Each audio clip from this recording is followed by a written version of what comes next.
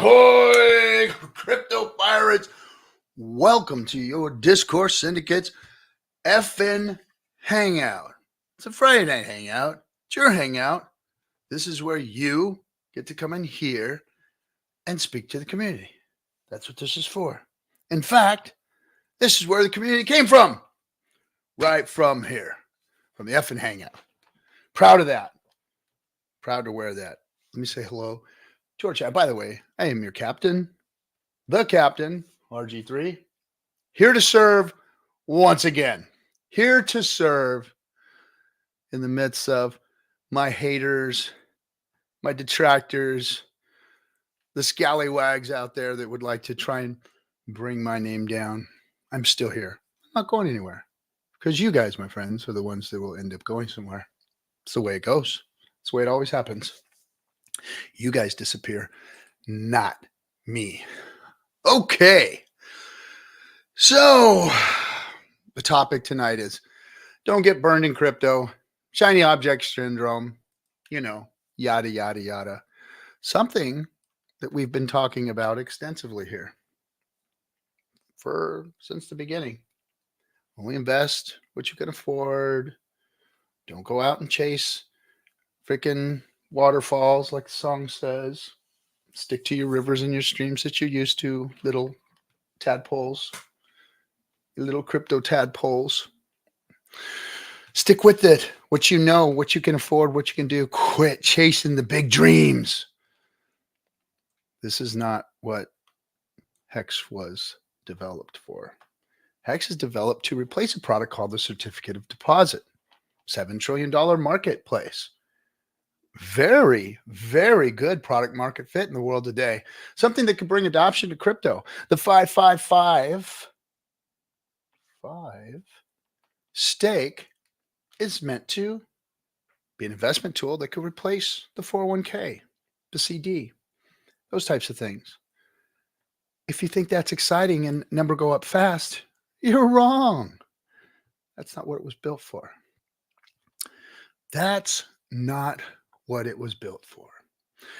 I hope that the gentleman who had something to say about me on Twitter today comes and joins us so that we can have a chat. But if not, I'm just going to go ahead and answer his tweet today.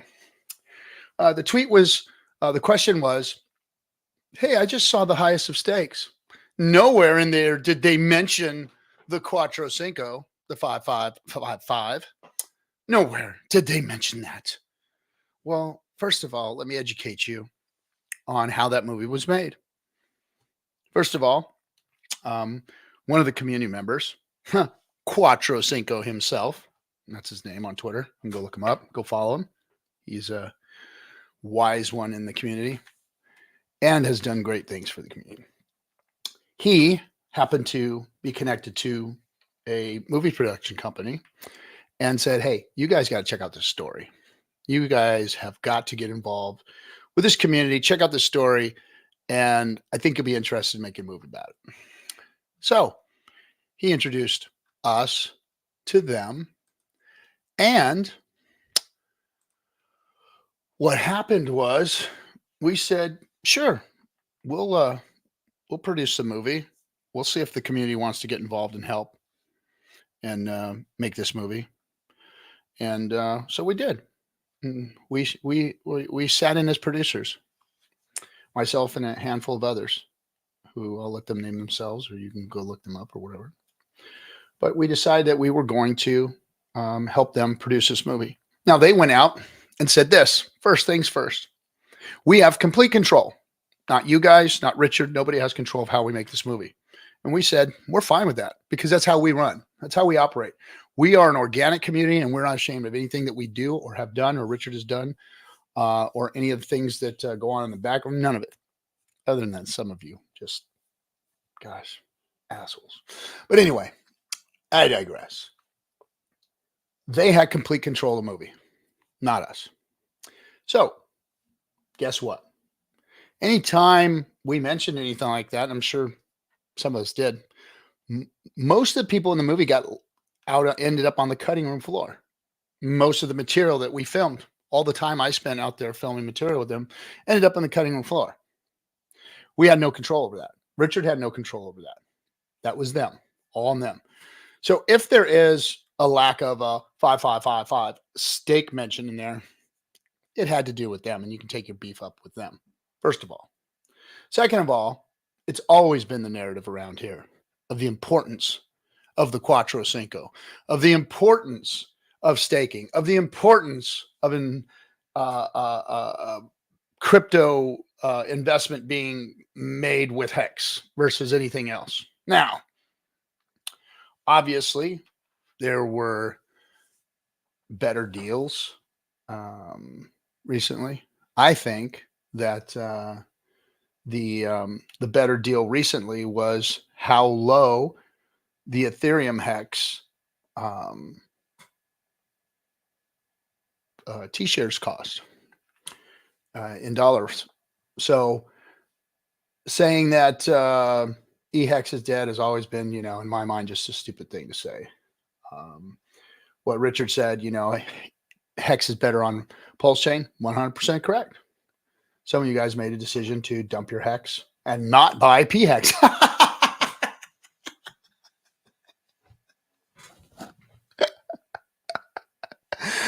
Or stake it.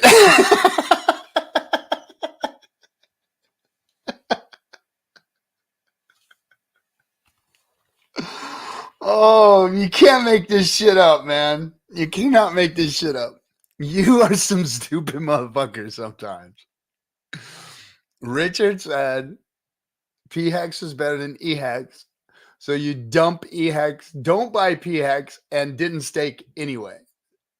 It's mind-blowing how stupid some people are. But again, I digress. I don't want to call people stupid, but there are some stupid people out there. We've been speaking about it for years on how good Hex is and how it is better than Bitcoin. It is better than the superior product on the in all of the whole crypto space and all the blockchains. Hex is the superior product. Period. End of story. Price does not matter, obviously, because people buy stupid shit. Obviously, we've got things mooning that don't mean anything. We've got things, people are buying things on the hopes that one day it may do something super incredibly cool. Hey, if that's your thing, then cool. But if not, Hex is on a pretty good bargain right now and available to you on 2 chains. I think it's actually available to you, unfortunately, but the other stuff is really garbage. Those other chains are horrible. So to answer that gentleman's question, yes, I'm sure that there were times that we talked about the Quattro Cinco. And once again, to defend the OGs and to shut some of you new folks up about what the OGs did.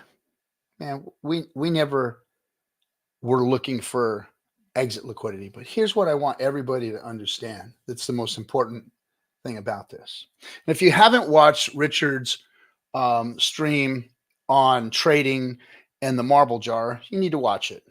What Richard says about marbles in the jar. So liquidity and people buying a token is like putting a bunch of marbles in a jar. And then every time you want to sell, you have to pull those marbles out of that jar. And that means there's less marbles for everybody else. That's it in a nutshell. That's everything. That's stock market. That's housing. That's Forex. That's everything. Everything. The more something is held and not sold, the more value goes up. And the more people buy it, the more value it goes up. The more that is sold and not hold, the value goes down because people are extracting value from that. There is no dumping on heads. There is no exit liquidity. Those are just drummed up narratives of fear for people to go out there and I don't know what it is. I don't know if they're See, here's the problem with X or formerly known, what do they call it? The artist formerly known as Twitter. X is a place where everybody gets free speech, but it's where free speech got drunk, went out in the back of the alley, and puked all over itself. That's what X is. X is speech puking all over itself, because most of the stuff that's being regurgitated out there is absolutely freaking bile. It's garbage. There's no real value in most of the stuff that's said out there. And it's rhetoric, it's vitriol, it's junk, especially in these Twitter spaces. I got suckered into one last night because somebody was talking shit, and I shouldn't have gone in there, but I did. And that's it, man. It's turned into a cesspool of anybody can say whatever they want. And now with AI and everything else, now you can make up any kind of news story or whatever you want and make it look real. And it's just garbage, man. More and more, I want to step away from social media and just go live my life and say, fuck all this. It's garbage. It's just a big cesspool of people talking shit to each other instead of caring about each other and trying to use this tool as something that can uplift all human beings and make things better, make a better place. It's funny. Usually tools get used for ill will, evil, and to boost people's egos versus help the world make a better place. So anyway, oh, look, there's the stream where Richard talks about the marbles in the jar. It's there. Could you also put the link in the chat, SJ, so that people can come in? It is in the in the Twitters. I don't know if we put it in the Telegram rooms. I usually do that, but I didn't today. I was busy running around. So anyway, that was to answer that question. The OGs aren't dumping on your heads. We didn't have any master plan to get everybody into 555s and then dump on you. That wasn't our plan. I guarantee you. I was in the back rooms speaking to all of them and have been speaking to all of them. And most of them are my good friends. And guess what? None of them have crystal balls. None of them have a cabal where they're dumping on your heads. There are a few whales that have made moves that have maybe done stupid things or things that we don't know anything about, whatever. But nobody has conspired to do anything against you. Definitely not this guy. I've, been in backroom deals trying to make things happen for everybody. That's it. And to be completely honest, I've lost my ass. I have put a lot of money into this ecosystem, a lot of money into bringing content to you guys, a lot of money into helping other content creators bring things to market and help them without showing any airdrops or sacrifices or any of that stuff. I have only 100% believed in Hex and what it does and what it stands for. And honestly and truly believe that it is the premier crypto ever to be created. Much better than Bitcoin. In my opinion, Bitcoin's garbage. But we can leave that for another time. All right. Anybody want to come in and join? Let's have it. And let's look if there's any questions in the chat room. Let me say hello to the chat room. Sandy Beach, my lady, welcome. Hey, Gifford Ware. Guys, if you guys don't know who Gifford Ware is, you need to be checking him out. He's kind of a silent dude. He's not a community guy. He's been on a couple of streams because he's a master developer. This guy is brilliant beyond brilliant. I put him up there with Alex of Hedron, any of the devs that have put, PulseChain together or Hex, Dev Kyle. Gifford is very smart, especially when it comes to tokenomics. And him and our good friend here at Discourse Syndicate, Kool-Aid, got together and started conceptualizing some cool tokenomics.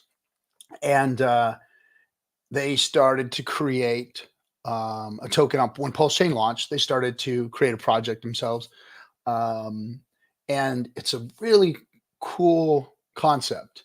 And again, I'm always about concept. I'm never about the tokens or people investing in the tokens. I'm into the concept of what these things can prove. For instance, Bitcoin proofing that you can stop a double spend, and you and I can transact on the internet peer to peer without an intermediary, safe and secure, without a double spend problem. That's what Bitcoin proved. Ethereum proved that you can program these things to do cool shit.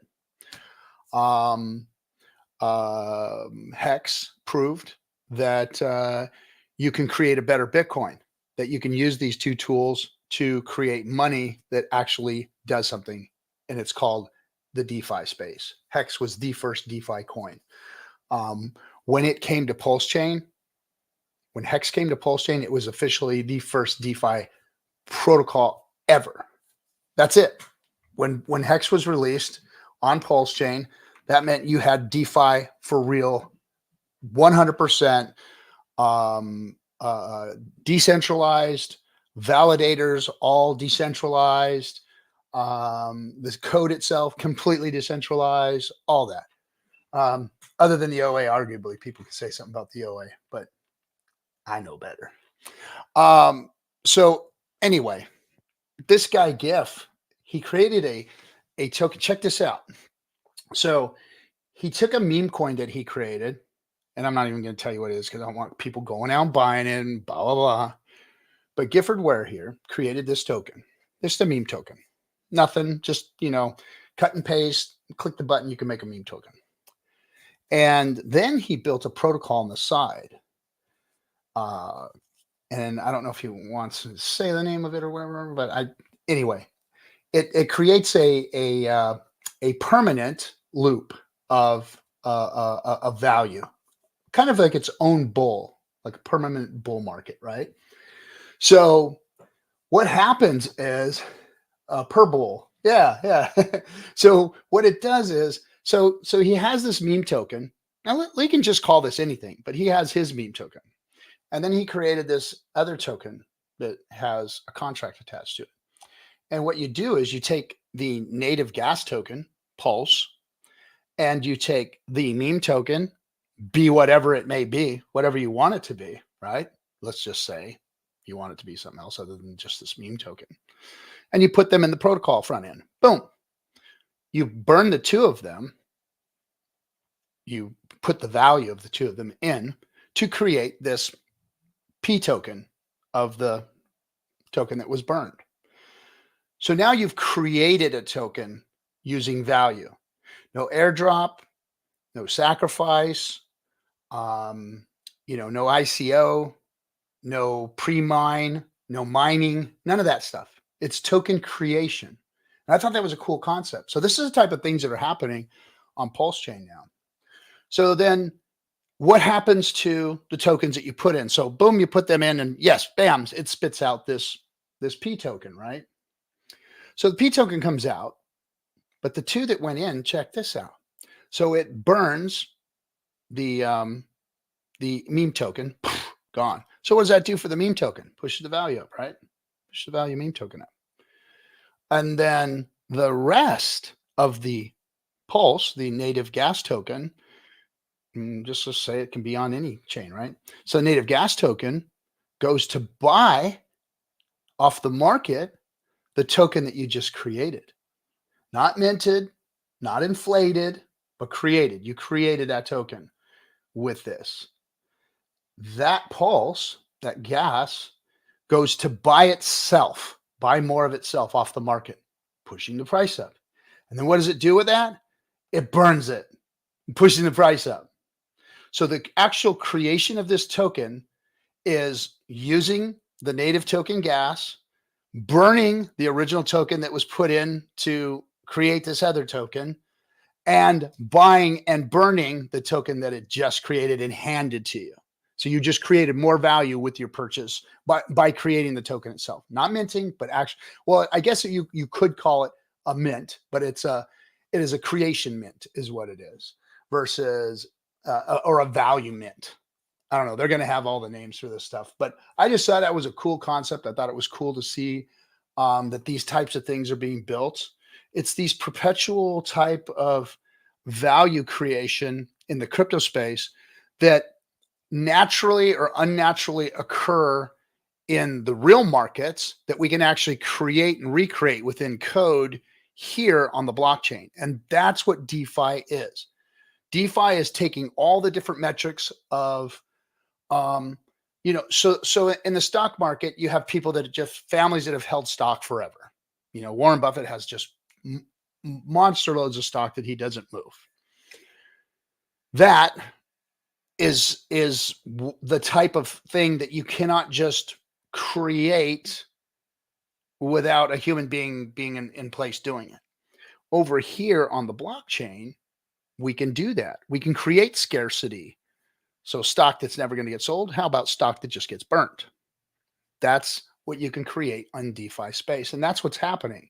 And these smart guys, these really freaking smart guys who know markets, who know human behavior, who know the things that make the markets move, are creating these things within locked code that are making the values of things go up and creating just insane financial products on the blockchain. And it's very exciting. So go check out Gifford Ware. That guy is something special, and he's got a place in the PulseChain ecosystem. And I think in all of crypto, he's going to make history. What's up, Doorsy? Franklin, what's up, dude? Good to see you, man. What's Gucci? Stephen R. One Hexy Mofo. Hello, Hexico. Been spicy. Yeah, it's been spicy. Hey, Quinn, how you doing? Good to see you, my lady. Who else? Tam, what's up? Another one. Look at all the ladies. Ladies in discourse are hanging out. SMO Spider. Hey, another one. Welcome. Look at that. And a wild SJ too. Well, she's in the green room, pulling the levers. Let's see. Hey, Captain. Sometimes I wonder if this clown world, if us that hold strong may lose. Seems like everyone with wacky minds are winning. I know, bro. I know. It fucking kills me, man. It kills me. It really does. Every dog has his day, right? Even a broken clock is right twice a day. Hang in there, man. Hang in there, Ethos. I'm with you, man. I'm with you. Sometimes I go, what with what?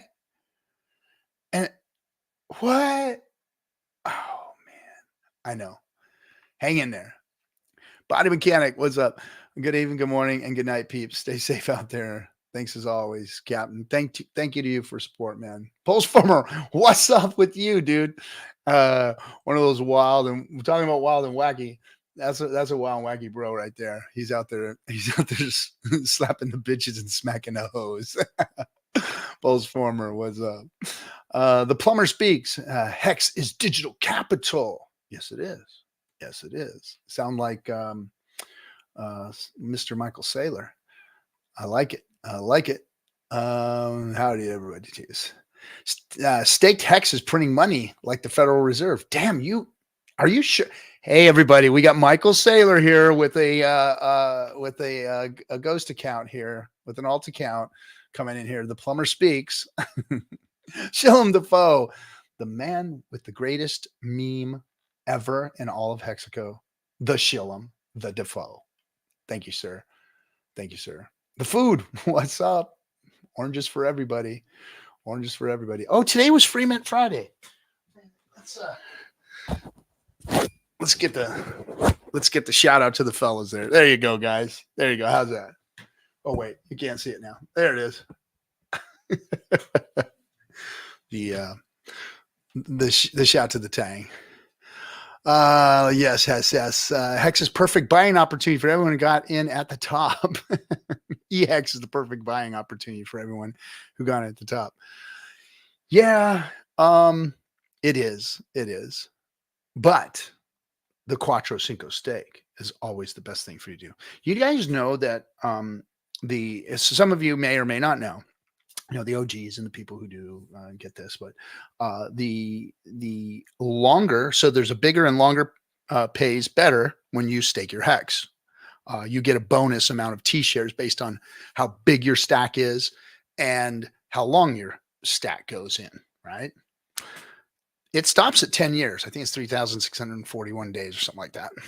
It stops. The longer pays better bonus stops. However, after that, the longer that stake is in there, that's when you start seeing exponential growth. So up to the 15-year stake is where the mathematics show that you see exponential growth from that 10-year point on. So yeah, that's what you're looking for, is the Cuatro Cinco, especially if you're a young investor looking to put money away or crypto away for the long term. Proof of stake is better than any proof of work. Proof of work is a lie. Electricity and hardware costs are just that. Cost of doing business, proof of stake does the same with zero cross. Absolutely, Plumber. Man, you sound like Michael Saylor. You're our Michael Saylor. It's about the validators, guys. Validators are inexpensive right now, validating. And eventually, once they start growing, they are not going to be cheap. They're going to be expensive. So anyway, let's see who else is in here. Well said. Thank you. How's the PulseChain tour going, RG? Hey, Gold Key, what's up? The tour is going excellent. We had a monster event in Vegas. It was freaking awesome. We had a great time. We are getting ready to go to Utah. We're going to have Pulse Former's going to be there. We're going to have Drac from.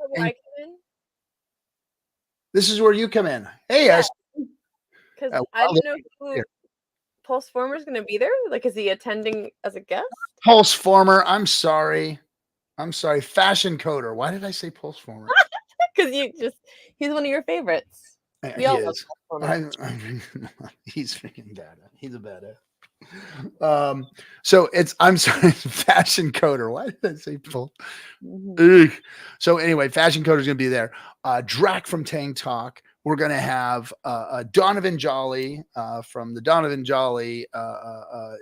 What's the name of his DIY investing on the YouTubes with he's got 90,000 viewers on his channel, and he's now full-blooded Hexican Pulsekin.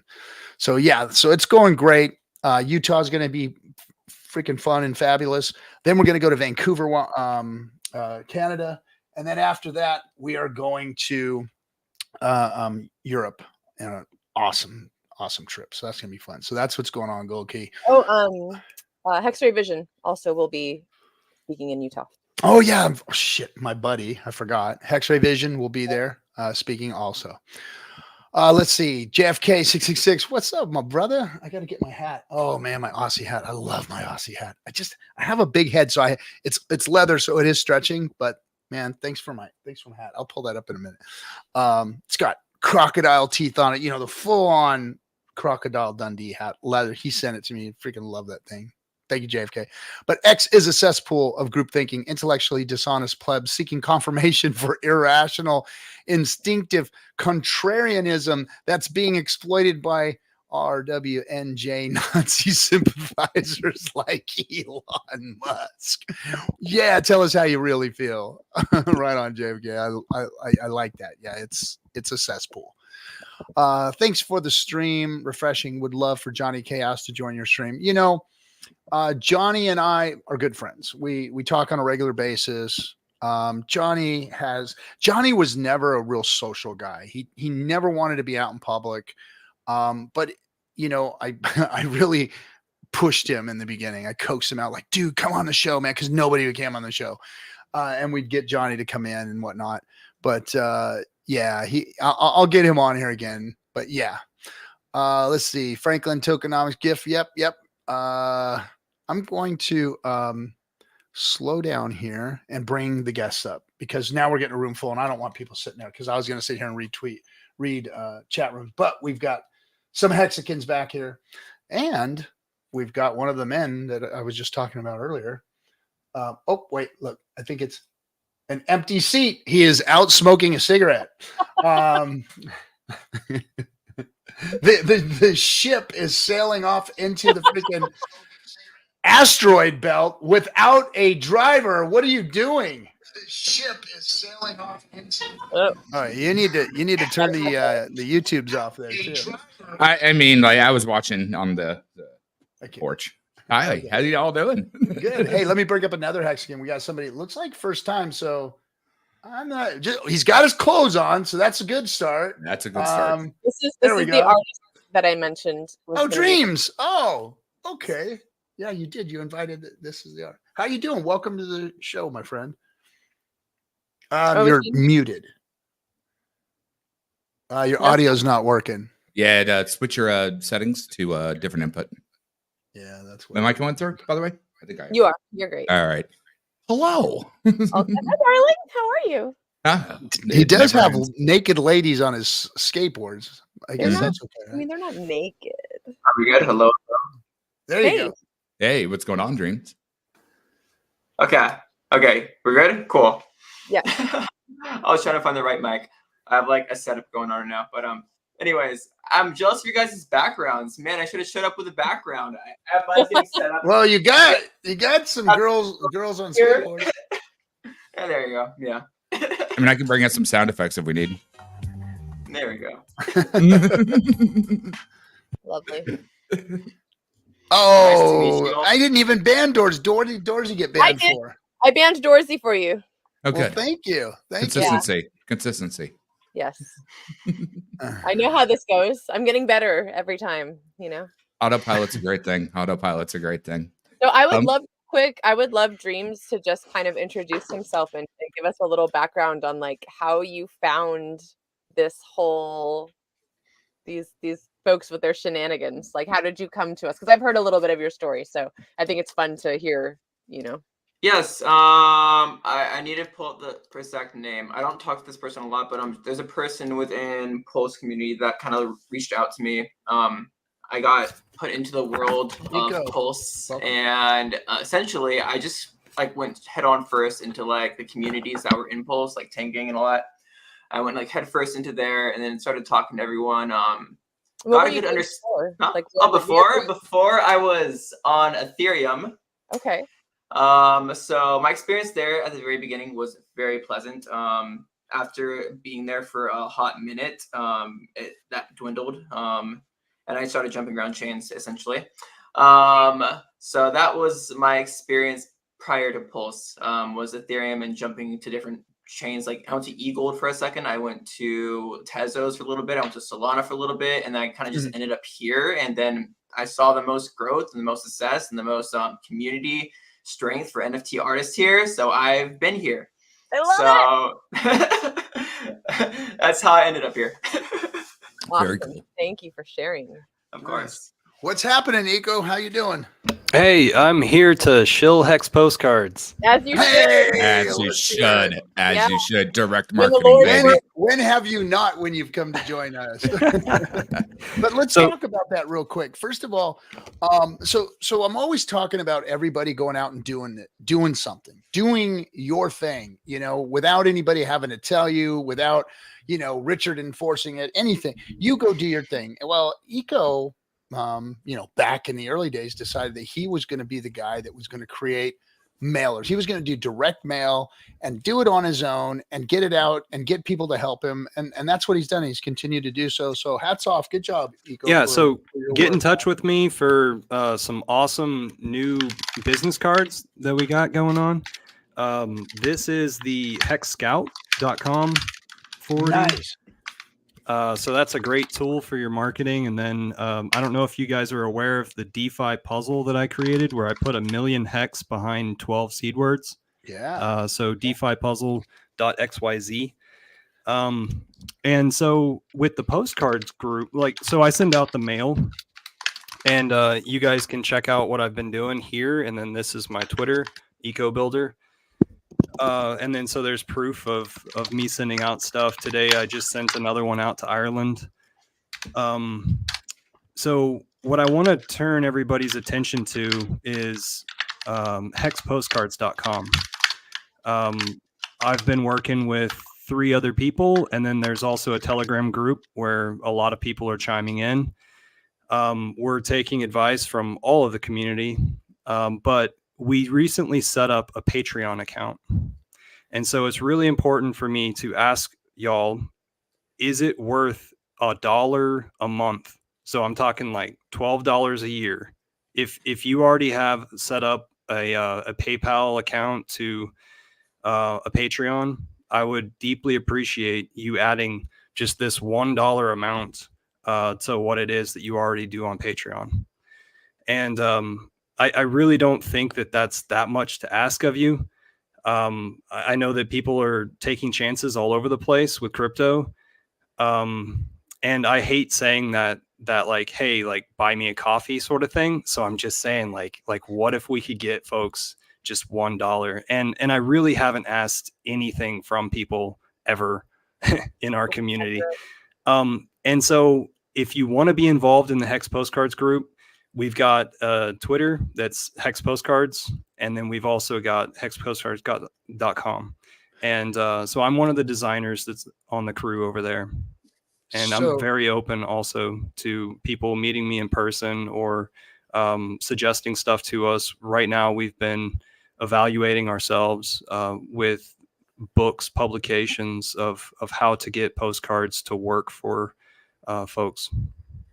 They're working. And here I'll give you a story. And I don't know if you know this story or not, but one of our streamers, Corey Costa, one of the PulseChain streamers, I was recording with Ben Armstrong, BitBoy, this week, and tomorrow the actual recording of that interview is going to go out on Ben's channel.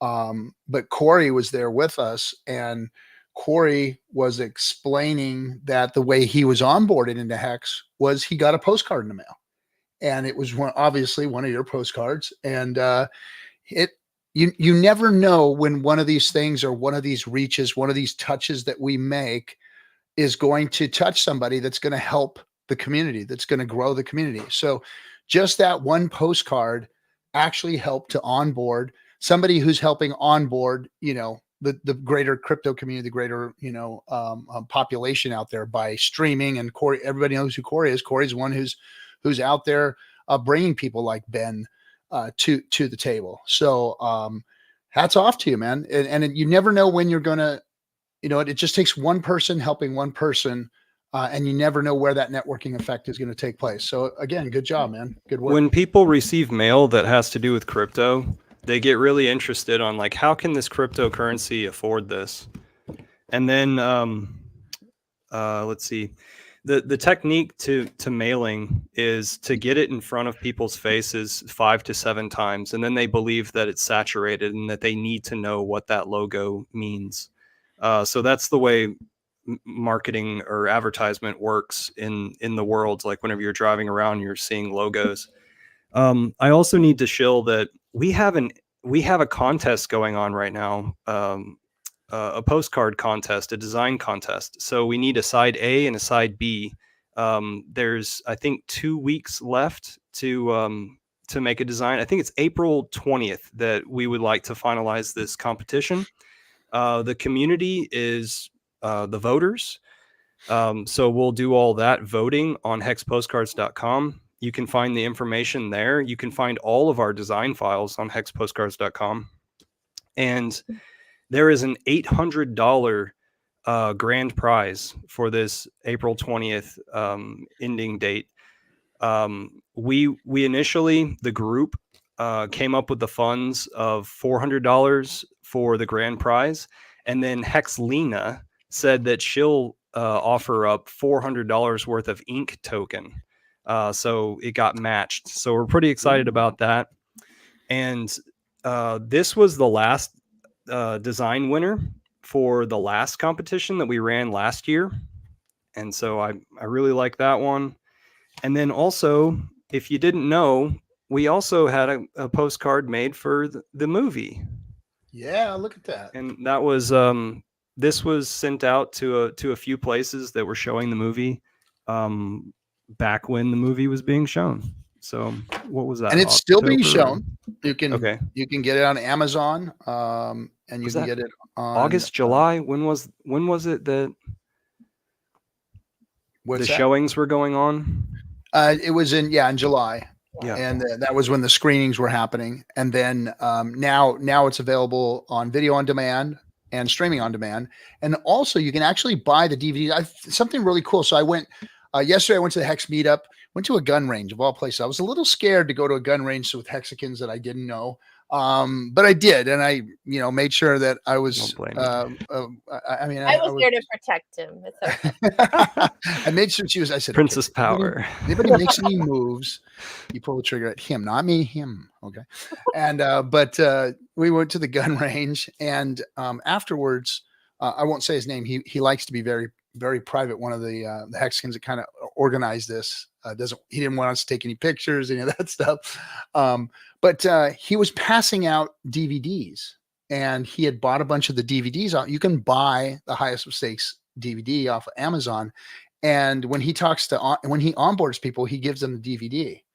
And so he's been handing out these DVDs to folks. And I thought that was a real cool idea. So yeah, he was using that as an onboarding tool.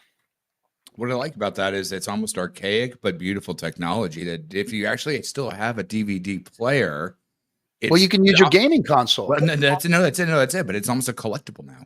And when it comes to that kind of like thing, like that archetype of technology is now something that you want to have, like bring it to an event and have it signed, right? It's a collectible. It's a neat way to onboard.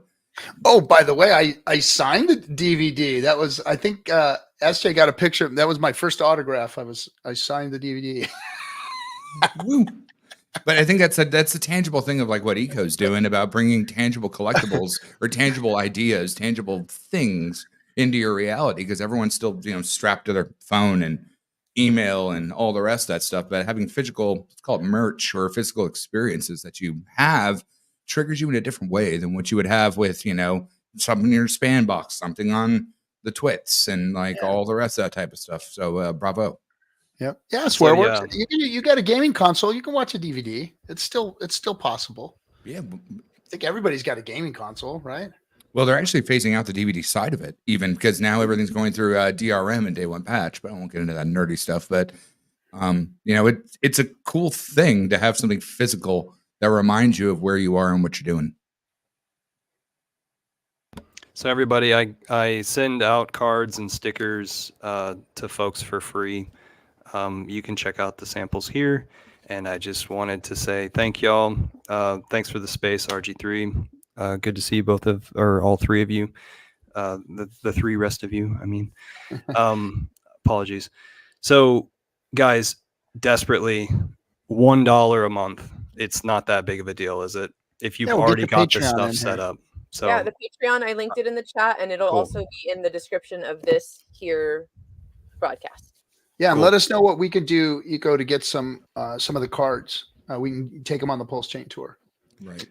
Any address, throw it at me. They'll be in the mail the same day. Perfect. And that's the beauty about such a small donation of $1, but it builds rapidly into a perpetual motion machine.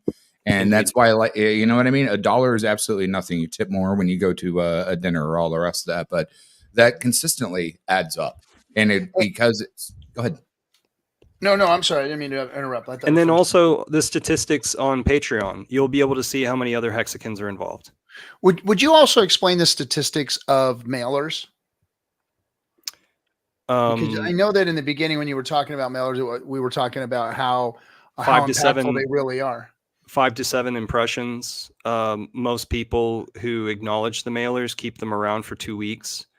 Boomers are typically looking for phone numbers. The youngest generation typically looks up websites, and then millennials might follow QR codes. So we're kind of like just speaking all these different languages at once, but we're also zoning down with consensus data or realtor data. We're also zoning down on the wealthiest zip codes. So we are getting a lot of boomers as our targets.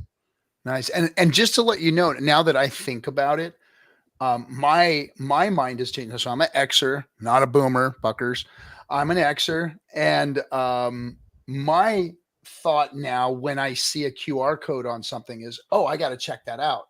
So I'm actually starting to become more, because when you go to a restaurant, you can't get a goddamn menu anymore. You got to hit the freaking QR code in order to look at the menu. So COVID trained us. Yeah. Yeah. So they are training even us older generations how to use QR codes. So I think QR codes are becoming important, because I see them and I go, oh, I got to check that out. What's that QR code for? What's it showing me? You know, and even when I'm doing stuff around the house, like the instructions don't come with the stuff anymore. It's a QR code. I hit the QR code and boom, the instructions open up for me. So yeah, they're starting to program us into fucking it's all about like how quick you can like access stuff, and like I think that's just like a key way to be like, bam, you're on the site, you can do whatever you need to do like instantly. Exactly. I mean, the trick to it next is going to be augmented reality, where you're actually being able to have a physical device that you don't have to open up an app for. So automatically triggering those QR codes, it's already propagating that data based on your social identity or wallet or whatever you want to connect into that aggregator, and then push all that forward natively. So yeah. Hey, shout out to Kyler out there in Oklahoma, my little crypto brother there. Love him to death. He's out there killing it and creating an actor studio out in Oklahoma and doing firework. But he just sent me a text, a personal text. If he's in the chat room, I'd freaking block. I'd put him in timeout right now. But he said, only boomers get stoked about using QR codes. Sit down, old grandpa. Kyler's the best. I was chatting with him like 4 a.m. the other day, and him and I go on a rant. He's a good kid, man. Even though he's wet behind the ears. A lot of you people that are in the chat, remember that time that you just sat there and stared at a box, and there was so much potential energy that you just put into all of your thoughts towards this idea that everything was just geared straight towards that idea. That's what we're trying to do with the postcards, is we put something in front of somebody, we speak their language with the bullet points, and we say, hey, this.com, go check it out. Right on. Absolutely. Well, we're on it, man. Everybody, we're going to put the Patreon down here. Get in there. It's $1. Give them $1. Get Thank some you guys so much out there. Bring in some more Corey Casas and who knows who else we've onboarded. So good job, Eco. We'll see you. We'll see you. Right. Thanks, bro. See you guys later. Brother, we need to check out sometime and hang out. Oh, there he's gone. He only lives like 40 minutes or 20 minutes from me. And yeah, you got to go check out his sleepy little town, man. That is a cool town that he lives in. Yeah, no, it's cool. And I remember being back there when I was in Austin, 7 years ago. And it's dope up there. They actually got some new drum and bass going on out there too. So yeah, I'm a one-trick pony, man. I'm a one-trick pony. Mechanics and drum and bass. Yeah. I'm reading some of the I got swear words, and the QR codes are just early AR reality vision, but they make sense. Yeah, they do. What do you mean, you people? Chad Donnerschwan says, just embrace the boomers, Captain. Damn it, Dorsey. You're shooting for number 2. You're gonna get number 2. I got a timeout machine now. All I got to do is go, SJ. It's true. Okay, Lego My Crypto says, could you give tips for someone who is behind on their mortgage? Should I hate a meme? If you're behind on your mortgage, you need to really stop and take a good look at your life and see what you got going on. Not the meme coin. Don't worry about the meme coin. You need to worry about what's going on outside the front door, not what's going on inside your computer. Get out there and get your ass to work and get your bills paid. Then worry about crypto. Facts. What's up, Zenith? Hey, good to see you, bro. Good to see you. I'll take 2. Oh, really? Will you? SJ? Get him. So, Captain, do you want to talk about some Pulsar stuff or some, mechanics? Well, I wasn't talking about your projects. I was just talking about, what GIF had done. I wasn't mentioning any names. I don't want people out there buying cryptos and crap that are being tested. But I did want to talk a little bit about, what the possibilities are on PulseChain now. Exactly. Because now that we have a blockchain, basically an EVM with a proof of work change, low fees, throughput, the whole thing. Now people can take these concepts that you have been teaching me about since the beginning of time. Now, your brain operates in a way that does not interact with mine as far as communications goes sometimes. So a lot of this stuff like skipped off of me like a freaking, pod entering the atmosphere in the wrong direction or whatever. So I missed a lot of it. I'm starting to understand it now. And now that DeFi is really here, and now that this blockchain has been created, maybe you can talk a little bit about the kabuki doll theory and what these things are, because now we have a way to take not just tools and things that exist in the financial space, but actual sentiment, market capitulations, all of these kinds of things that happen and naturally can now be programmed into crypto. Sure. And they can make a crypto. It's funny. It's almost like a cheat code, because you could take the good things that exist. For so long, crypto's been created by bad players, bad actors. What can I do to fuck everybody out of their money? But what if cryptos can now, what if we can make everybody money? What if we can help everybody to utilize the good things in marketplaces and program them into cryptos? And if they just utilize them and do the things that they're supposed to with them, boom, it's creation and it's value creation. Could you just talk a little bit about, like, in the early days, how you were trying to explain some of this to me, and then maybe I can help kind of navigate it through a little now. Let's start off with Bitcoin, right? Bitcoin is theoretically proof of power, right? And by wrapping proof of power as an ideal, that economic energy is actually the power that goes in to create it. Then we have Ethereum. Ethereum is technically proof of programming, and how you can take that economic power from the original time when it was actually mineable, and then put programming on top of it. Now that programming has costs, EVM costs, which is why we had the issue with X, because the EVM was actually calculating the day. It was actually being used as a computer to do that, and that causes economic resources or gas. Then, we forked that. We now have our network that's actually more decentralized into PulseChain, all with validators, all with people that ideally from the beginning were born with richer heart ideals to understand what we're doing. And then they're building on it. But one thing that you were saying when I was running to get food that I want to run back to is Warren Buffett and all of his stocks that he had. Now, Warren technically says that when he dies, he's going to distribute that wealth. Well, is he going to sell all of his stock? How is he going to distribute that wealth to someone? That's kind of interesting. Is he going to dump on everyone's head to give everyone cash and fiat? Interesting. So what Gifford and I have worked on with Pulsar.win, and what we're experimenting with the thing that RG was just talking about, is a live test bed on how we're creating economic energy that creates creation, not inflation. And people want to be rewarded by something, but what if you can get that reward by binding the economic energy into a reflected system?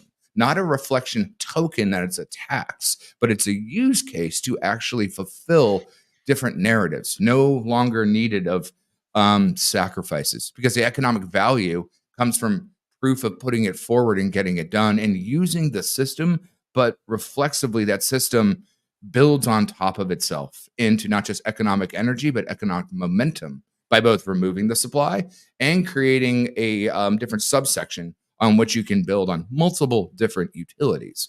Gifford and I have been trying to explore how do we set a precedent of things instead of forking them, but creating the ideas based on our history.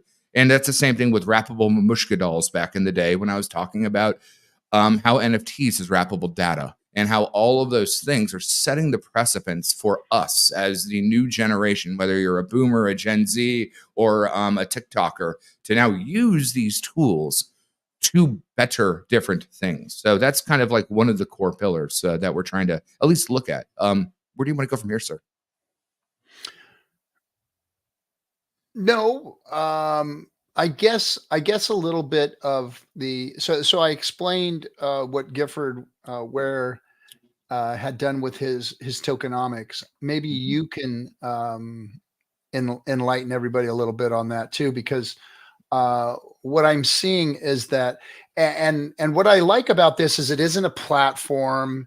It isn't some type of tool out there. It's really kind of just proofing a concept, like, you know, and even though I hate to say the name, the Zen project went out there and tried to you know, proof Ethereum to create its token. It was a good concept. Obviously it failed. He made mistakes when he built it, and it was a forever down token because of some of the things that he built into it. However, it was a great proof of concept in the direction like which you guys are taking. So you guys are taking like kind of like another step and created this token creation. Could you explain a little more about maybe the economics and what that does to the tokens, to all, because there's 3 tokens involved here. What does it do to all 3 of those tokens? Sure. So let's just step back to go back to a T-share. And I said it way long ago that if you hold liquid hex, you are just holding an empty train ticket. When you get on the T-share train, that's when you get the opportunity of yield. That's when you get the opportunity to use icosahedron.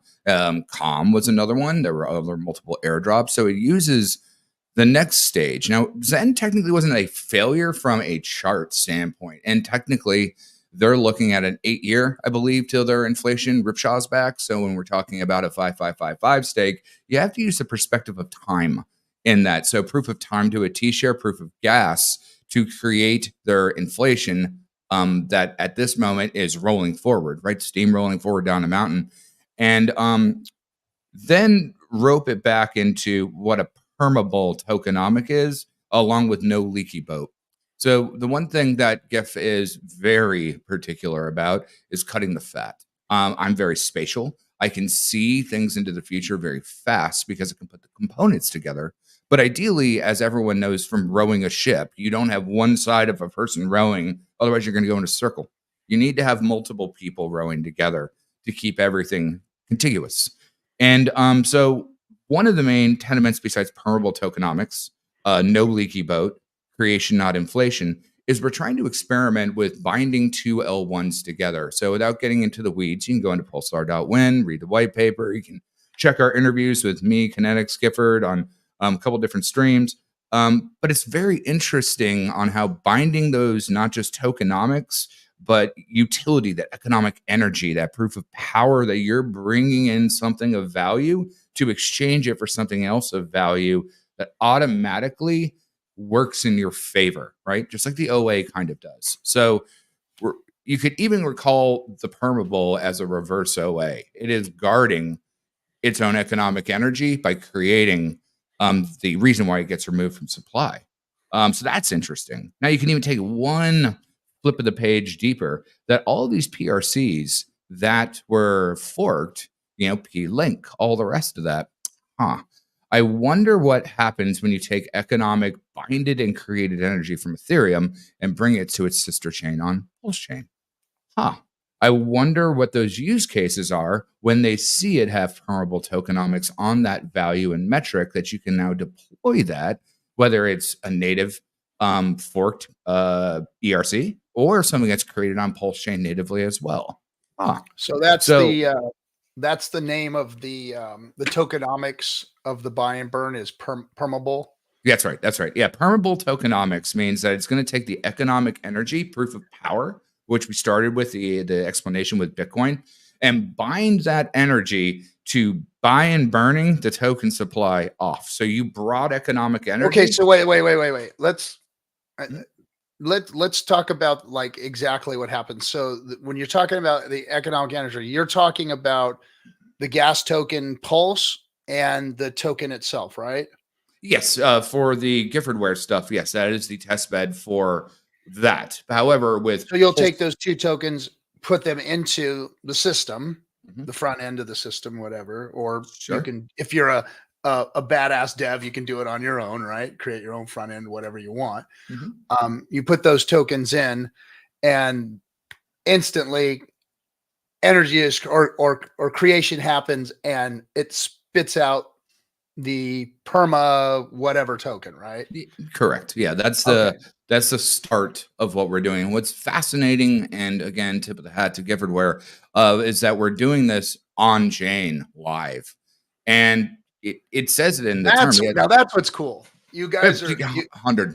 you guys are doing it right now, like you're letting people see how you guys are creating this. You're not just like, hey, we're gonna do this and here's the launch date, and it's like, nope, here's a meme coin, here's what it's gonna do, and we have all of it put together now. Here, go have at it and try and break it, try and play with it. Now remember, this is not a meme coin. People are confused on what actually is being done. This is a builder token.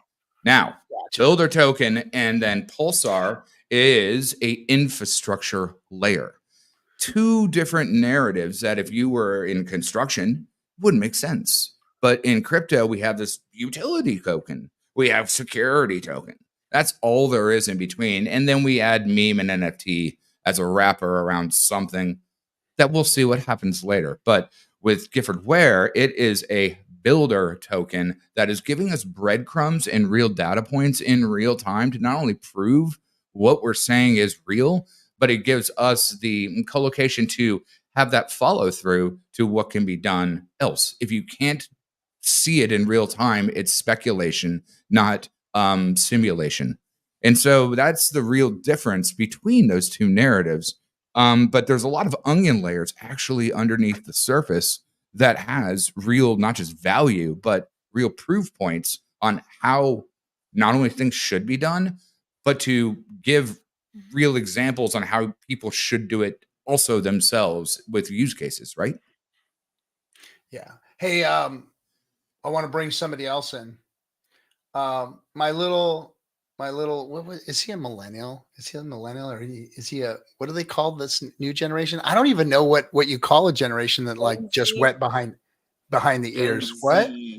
Gen Z? They still have juice back here. They still have like the soft spot on the top of their head. It's actually Gen Z. Gen Z. Okay. My favorite little Gen Zer. Kyle, what's up, buddy? Hey, buddy. Hello.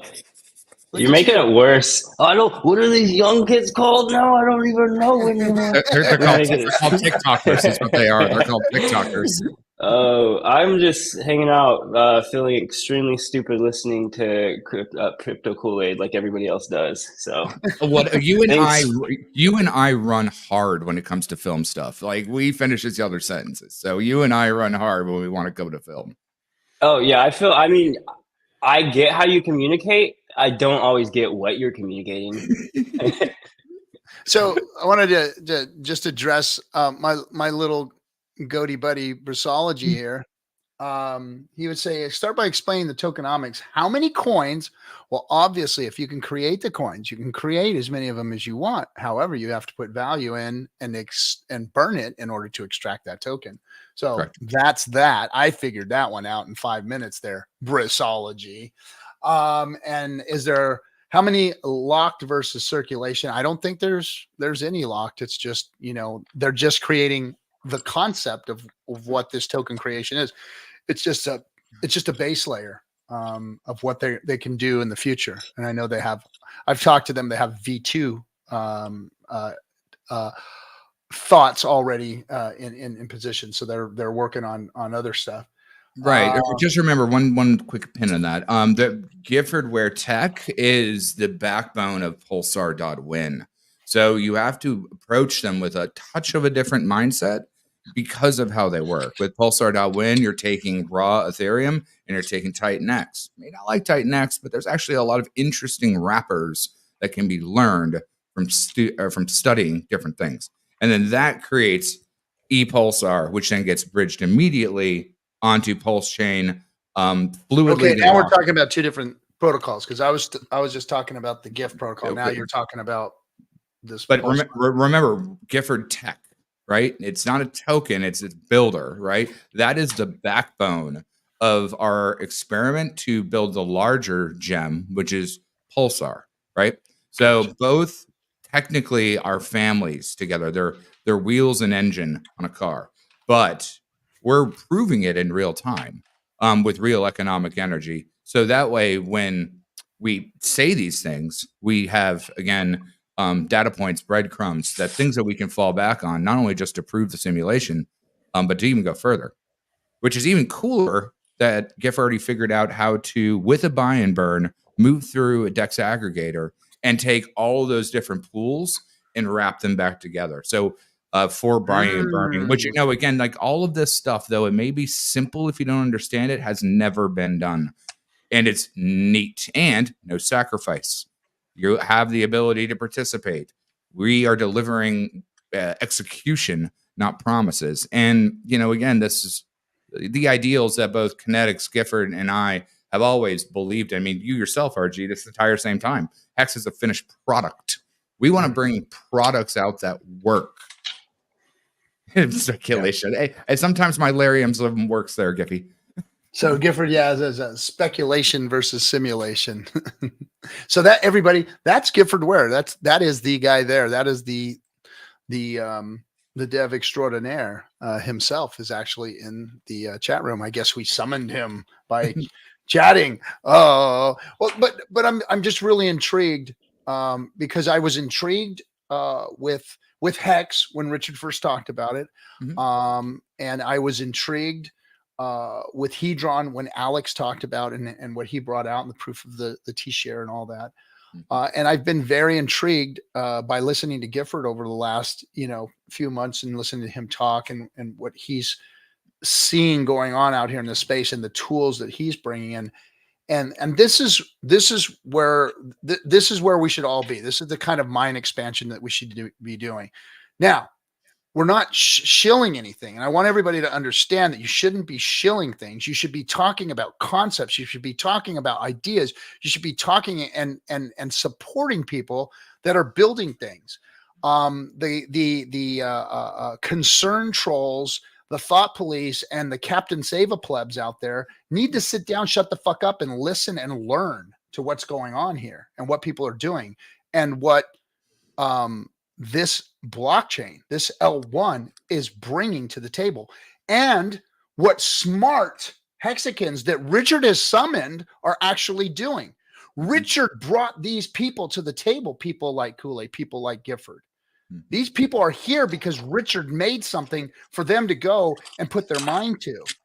So for those of you who are out there concern trolling and being Captain Save-A pleb, go do that somewhere else. There are places where you can do that. Things like this are actually proofing concepts and doing it out in the open and doing it not under the guise of night and not saying, hey, dump your money here today and look at the next thing that has an asshole and a cock hanging off of it. That's not what these guys are doing. These guys are actually taking tokenomics and doing stuff with it. And using the tools available to them. And that's the kind of stuff you need to be looking at. And that's the kind of stuff that you need to be supporting and being part of and helping uplift so that other people can come around and go, hey, I got an even better twist on that. I'm going to do this and I'm going to do that. And that's how this ecosystem grows. And that's how PulseChain gets adoption. And that's how DeFi becomes something that everybody's going to want to use, because now financial tools that have never been available, that have never been done before, can now be done and proofed here on PulseChain. 100. And on top of that, again, we're proving out protocol processes and actual throughputs that other people can build on those ideals, right? I always never said I was a Richard Hart maxim, a Richard Hart idealist, because I had learned from those utilities. Even Richard has changed his worldview.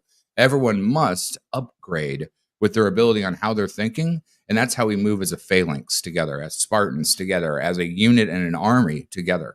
We have to continue to not just make something without understanding the components to make it better.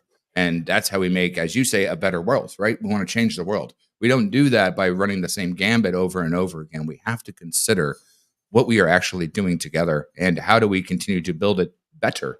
And that's the funny thing about what we're doing. We don't have founder tokens.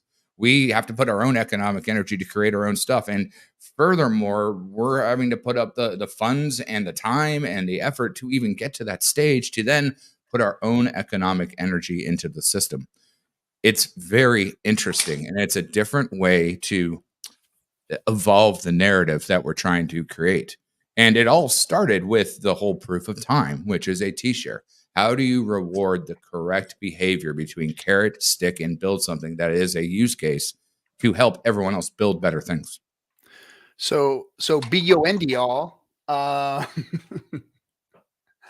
asked, what was the inspiration, how the idea originate, or is it already done on other chains? And from what I understand, nothing like this has been done on any other chain, right? Not at all. No, absolutely not. And be having to work autonomously through a bridge, being locked in a secure liquidity pool. Gifford and I met in the icosahedron days. Like, as people have listened to me over the years know, I speak very complexly, but I can see puzzles very easily. And it was me, Gifford, Sloth, and Cryptographics on a channel, and we dug deep into the loops and levers of what icosahedron does by wrapping a T-share and the multiple different components that you can stack on that.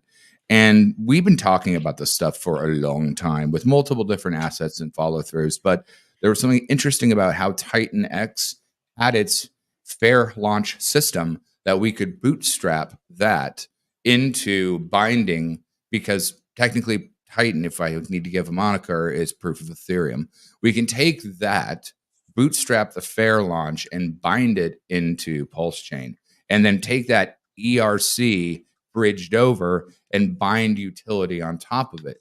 Yes, we knew that it was a good use case for like P-Link or something like that, but it really has more of the complexity of showcasing that bridgeable use case to create that simulation of what people can run from PulseChain natively or bring it in naturally through a bridge.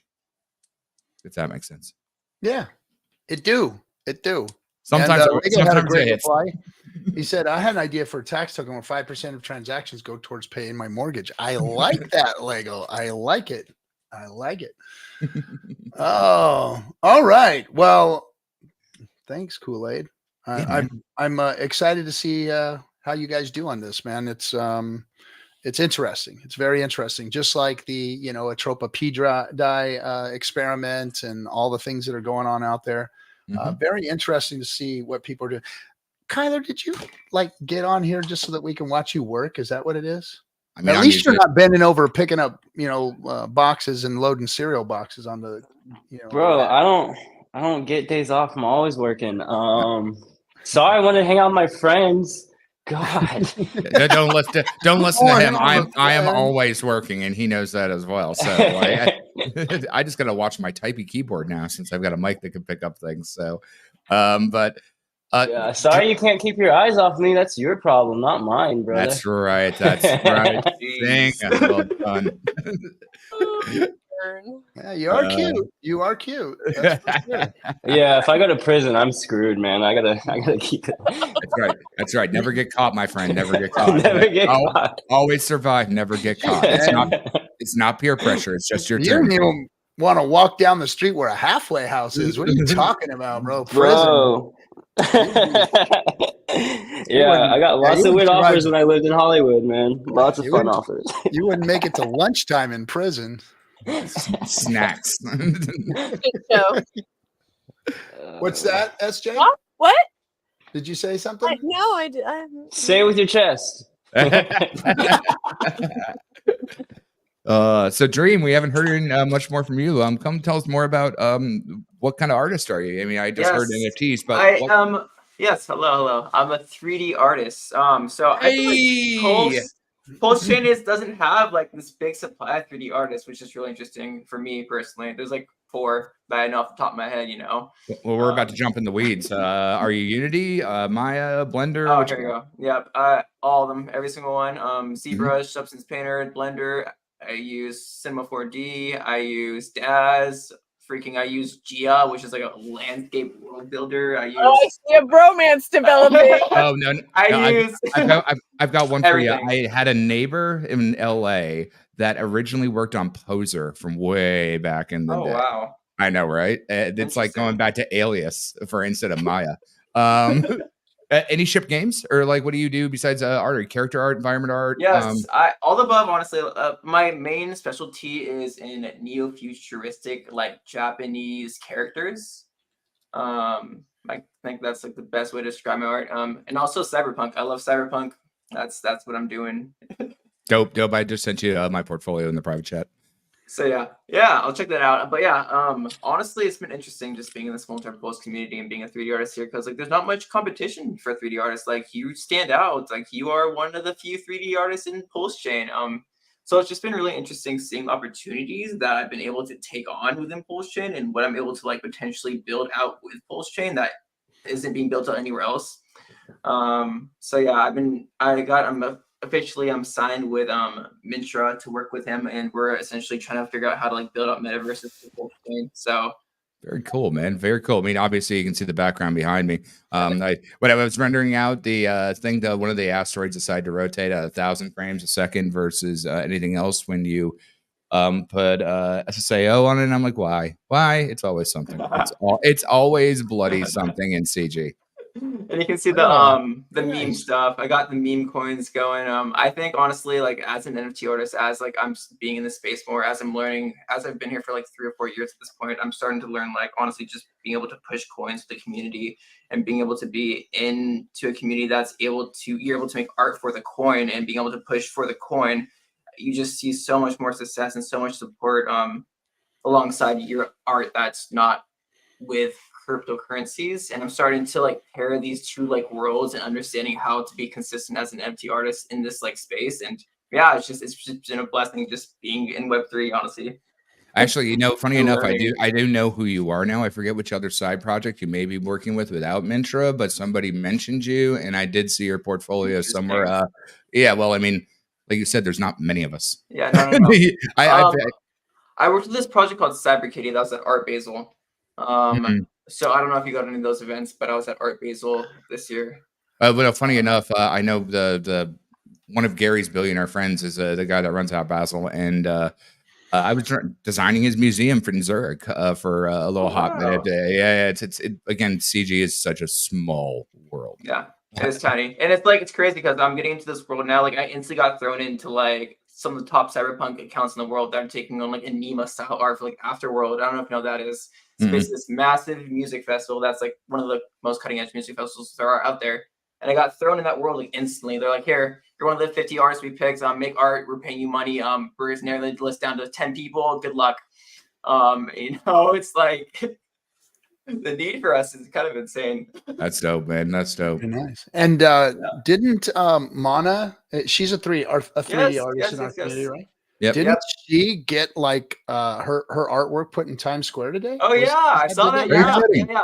I think what's his name? There was a person. Who was it? There was a dude who was like complaining about how this like isn't getting enough likes. He's like, I freaking put PulseChain artists art in Times Square and like all this stuff. He's like yelling at Twitter. I'm like, dude. It's like, hey, just give it some time. Well, on top of that, she's using tilt brush or whatever it is to like draw that stuff. I mean, like talk about brass tacks. I mean, I remember not having a Cintiq, right? And I mean, it's just like it's rough and awesome. And she's doing it in real time. That 3D world is so different too. There's like another Adobe product that uses like that stuff where you can do it in VR. Sure. That world is like it's an interesting, complicated world. I feel like to be involved in and to understand how to export your there it is. Look at that. Stuff. Yeah, look at that. Is that fucking crazy? Cool. That's great cool. Job, Mana. Great job, Mana. Yeah.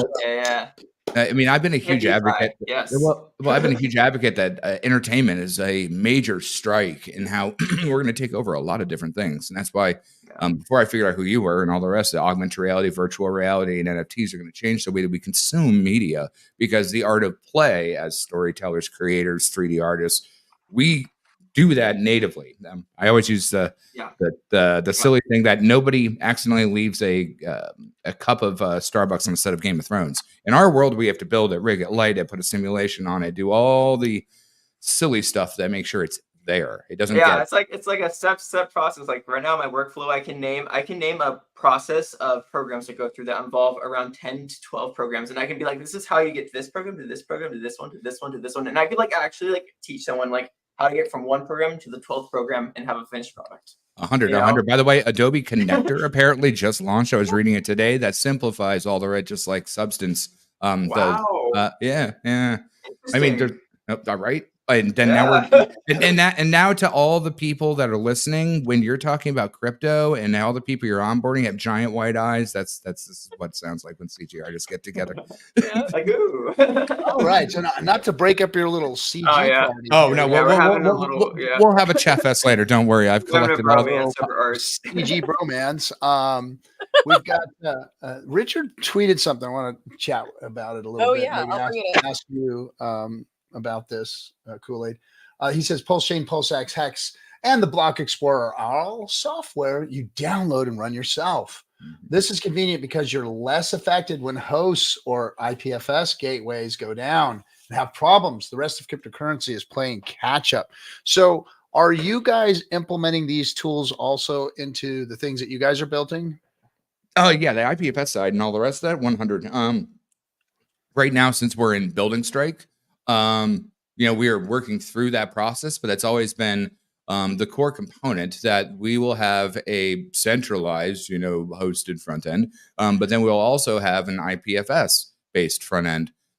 What's interesting is, as Richard has always said, if you want to go build it, and he restricted all the core websites to an IPFS set, but I think Go Real DeFi or whatever RH Max's site is, moved it where you can now get a real quick and easy link without having to go to the hardcore IPFS pinata type substrate to use it, which is good. You want the original backend to be on IPFS. You want it to be on the torrent side that everyone is sharing it conglomerately. However, if you need a convenient way to do something, write an app, make an API, do something that allows people the convenience to do it and use it. But the core should always be accessed. It should always be stored in an IPFS-based environment on 100.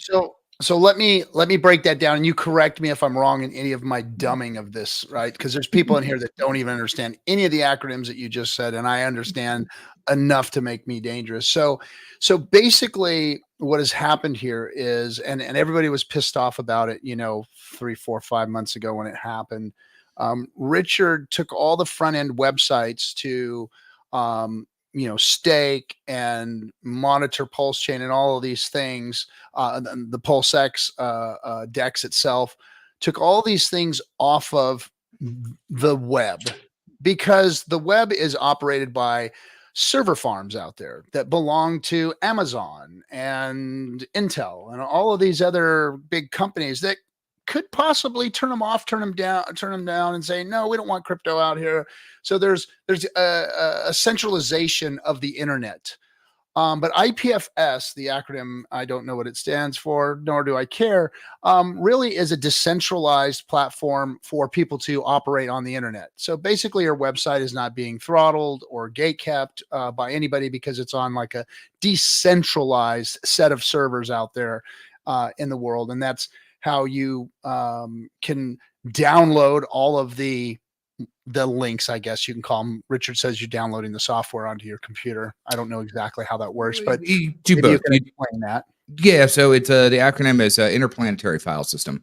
Let's consider it like a torrent that everyone can kind of share and add to a particular ecosystem. However, it's permanently time locked. And sorry if I butchered this kind of stuff. I understand the concept. Did you say interplanetary file system? Yeah, IPFS, interplanetary. Such a cool file word. system.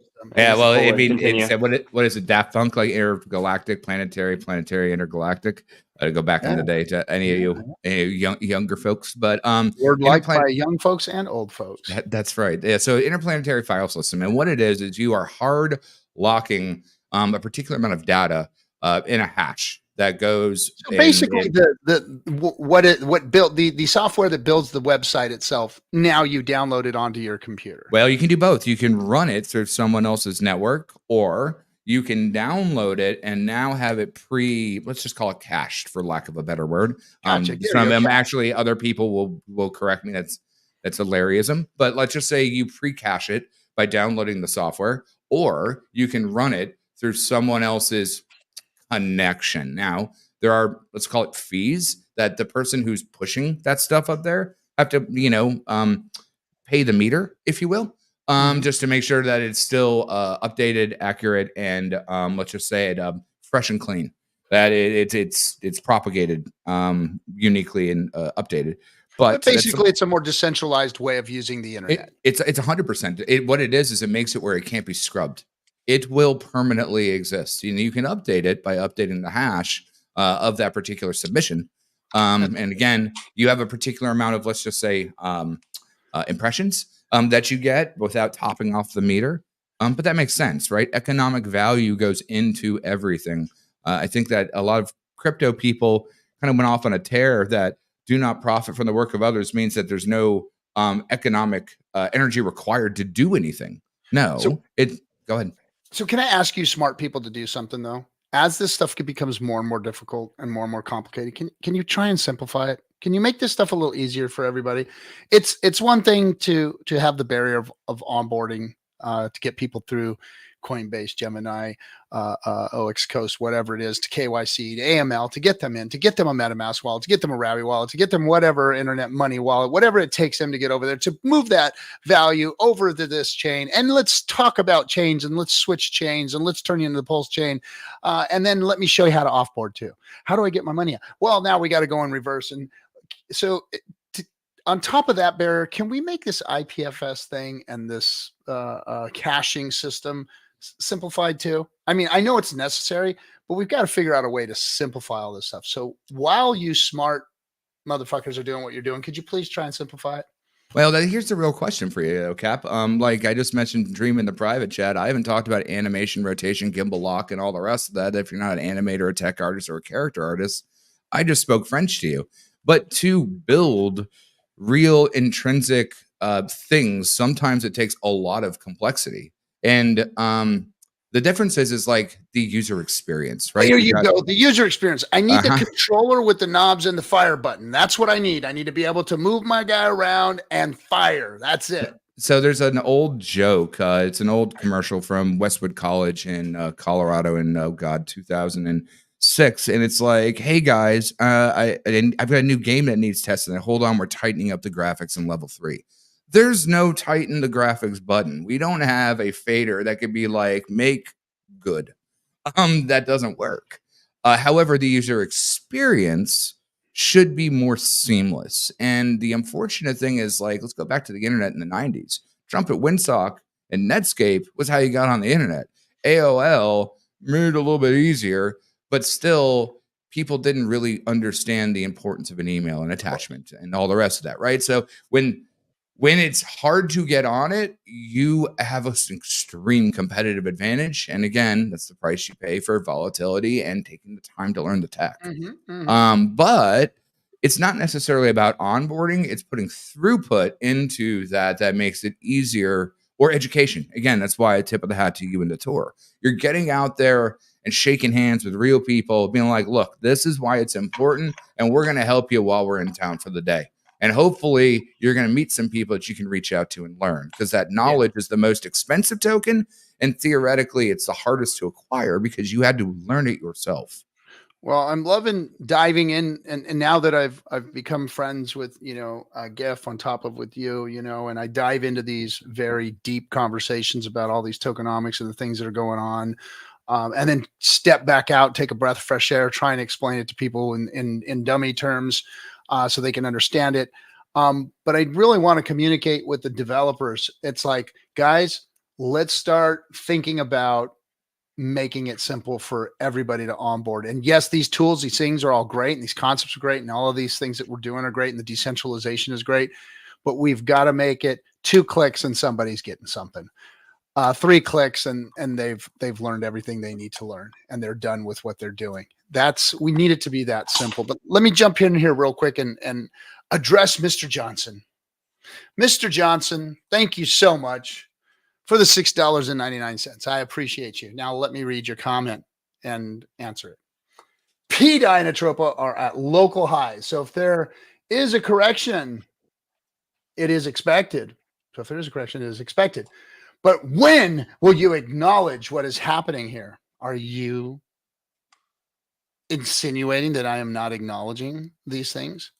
Look, here's my take on this. PDI and Atropa are a freaking badass experiment. I love it. I love what's going on there. I think it is one of the coolest things that's going on in PulseChain. However, I don't shill it because I don't want people going out and buying shit that I don't know anything about or what could possibly happen. These things could possibly make some people very, very, very wealthy, very wealthy. But these things can also hurt people. So I am always buyer beware. But yes, the experiment and what is happening is incredible. What I saw with this new token that just came out, what was the name of that token, SJ, that was dropped on folks? Diehard. Diehard. So Diehard is. Oh my God, that is a good name. That is a zinger of a name for the P dive. So Diehard comes out. They dropped it. They airdropped it to some people and whatnot, and it actually creates this P die just for holding it in your wallet, and does it like a buy and burn thing. Also, I'm not sure exactly on the details, but very cool concepts. I love all of this stuff. So Matt. Yes, I'm excited that it's happening. I'm excited that things are going in the right direction. However, I always err on caution to everybody. And I say, hey, don't risk a bunch of your shit on this stuff. Don't buy this shit if you don't know what it's doing, if you can't handle the risk, because you never know what could happen or what's going to happen. But yes, man, I'm excited for the experiment to work because it would be proof of it's proof of pulling. It's proof of pulling. I mean, we talked about it on the. It'll be proof of creation of a stable coin, like out of thin air. Oh, I didn't realize it's stable. But yeah, but the whole Atropa stuff that we talked about on the trip up to the. I'm talking about PDI. I'm talking about PDI. You know, it turning into a stable coin just basically out of thin air and just from value being brought into it. And so hold on, let me put a pin in this, and this is where people get confused. They are thinking about it, and we talked about this earlier on the phone, because everyone gets related to a dollar. So they think it needs to peg to a dollar. What it needs to be is a stable unit of measurement based on all the pools connected to it. It needs to be a nexus of a stable unit of value that could fluctuate. But what it is it's in the middle. It's stable. What, me and Dreams would say is like its translations are frozen. It actually is 0.0000 on how it exists and binds to everything else. And so that's a very important point that people they're bastardizing the word of that needs to be a dollar to be a stable. What it needs to be is, let's take the word stable to its relation to its component parts. Let me pull Matt back up. Thanks for the $13.99 Canadian, right? Is that Canadian A? Thanks. Then learn about it. Vancouver on May 4th. Yeah. Well, he's probably. Are you in the Toronto area, Matt? If not, if you're in Vancouver, come visit us. We're going to be out there. But I have learned enough about it. Again, I don't want to say any more than I have said here in public because, again, that's for everybody to go out and learn on their own. And to do on their own. I like I said, it is an awesome concept, just like the things that GIF and Kool-Aid are doing. These are concepts that I think are really cool that PulseChain is bringing to fruition. So I'm rooting for them. I really am. I'm rooting for them. Well, I think you just hit something right on the head, Captain. You don't have to buy something to learn about it. And in fact, like with our stuff, we're telling you, you can trade or do whatever you want with the exit asset that's being done. But if you want to create it, now you have a particular competitive advantage by funding the other mechanism that's going to be making your asset more valuable. And if you don't want to participate, don't. But please have a dialogue and learn. Otherwise, I mean, knowledge, again, is free if you go to the right people. But that whole saying of do your own research, how do you know what to research if you don't have particular words to digest into, to actually, there was that that Twitter space you jumped into, and then I popped in because I saw you in there, and then I went off on a fucking tangent. But like, people want to give their opinion, whether they're on a stream, whether they're on a decentralized or centralized platform like X, and opinions are always valid. However, you should definitely check that your information is correct and it's not just you giving an opinion. There's usually they're talking out of their ass is what usually 100. That's why I always yell at people that they should go be a 3D artist and a game dev to get slapped around for a while. And then you really realize that complexity is beautiful. However, it's always going to break. It's always something that's going to break, and it's understanding why it's broken, taking the tangible steps to preemptively, hopefully, fix it, but then be able to pivot and react when it does break on how do you make it where it's not a wherewithal or it's not a wash. And that's the other thing. You know, this is with the wild, wild west here when it comes to crypto. This is DeFi for real, finally happening. These are all new concepts, new things being brought to fruition. So to think that you can just jump into these things and there not be problems, like we just seen, you know, a token launched just last week that, you know, had to shut itself down and relaunch itself, pull the liquidity and all that kind of stuff, and apologize to the community, which I thought was upstanding of the person to do. Now, whether it was incompetence or laziness or a lack of oversight that created the problem that they had, I don't think it was a malicious intent. I know a lot of people went after these people for malicious intent. I didn't know about the project. I didn't have anything to do with the project, and I didn't invest in the project. And I hope those of you who did learned from it, and those of you who didn't, good for you. You didn't. But these things are fragile and delicate right now, and I'm learning in the background how difficult it is to program these things and to get them to light, to get them to operation, to get them to functioning and working without the bugs harming them. Remember, crypto has always been full of bugs. There's been a lot of things that have happened out there that have created havoc. And when you're talking about your finances, when you're talking about investing in these things, be very careful, especially on new projects. But support them. No, 100. And let's just take a very simple example that you're dealing with fractionalizations of zeros, explanation of components. We, as 3D artists, we have rounding float point errors, where if you go too many down in decimals, it's going to start to freak out and give you a random number to round up. Alex had one of those with icosahedron. And, you know, there's some narrative that it may or may not be done on purpose to actually put a lock on a particular facet that needed to be done. But you can see these little whoopsies in fractions of numbers, which is again why, you know, I've got a Giphy. He does the computer science stuff. I don't maths. I do fractals. I can see in spatial shapes. But when you get to those things, it's very easy to make a rounding error, or more importantly, let's call it an act of God or an input fluctuation that knocks the thing above, that knocks it over water. You know, they've got the concept in shipping, since we always go back to pirates here, of a rogue wave.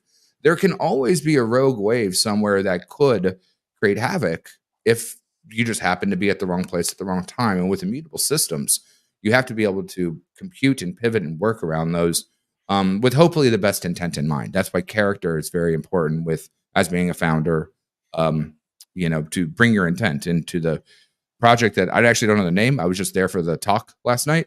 At least they explained the problem, pulled the liquidity, redeployed the contract, did it again, and did the best way to course correct the situation when it was found, right? Mm-hmm. Oh, we lost Dream. Nope. I had a CG buddy for a second. It was great. Oh, I know. So alone by myself. He had a really so cool anyway, he's got a great portfolio. Making art on stream. So maybe next week we can have him actually just like creating some art while we're chatting. You know, it's always hard to put an artist on the spot. I mean, you helped me with my It was his idea. Then awesome. Do it. Awesome. You know, like you helped me out with that trailer when that whole thing was just be about a 17-minute expose. Artists, narrative and story will always be an extreme passion of mine because it's how you really cut into people's heart and souls and what they remember, regardless of the type of art it is, traditional, emotional, sentimental. It has a narrative that why you care about holding on to it. You want to know why narrative is so important? And this is what kind of what RG was saying. You don't have to get any less complex in your projects and ambitions. You guys just have to get less complex in your narrative and packaging of said products. Yeah, because exactly. I mean, I'll literally show you how narrative is so important because I'm not good at a lot of things. I'm really stupid, but storytelling and narrative is just, it makes sense to me. This isn't just a gimbal and a camera. This is one, I helped get it from an investment that Funding Gym gave me on one stream earlier, and I turned that investment, nearly doubled it. So one, it is a way to pay forward something that my friend gave me. But then what's really cool, it's not just a gimbal. Like, okay, I'll get it down here to me. See, it can move and stuff, but it has this stuff called active track. So the camera will follow me no matter where I go, no hands.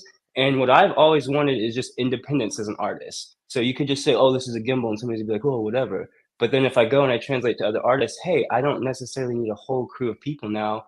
I can pull focus and have a gimbal track me and make shots wherever I want to.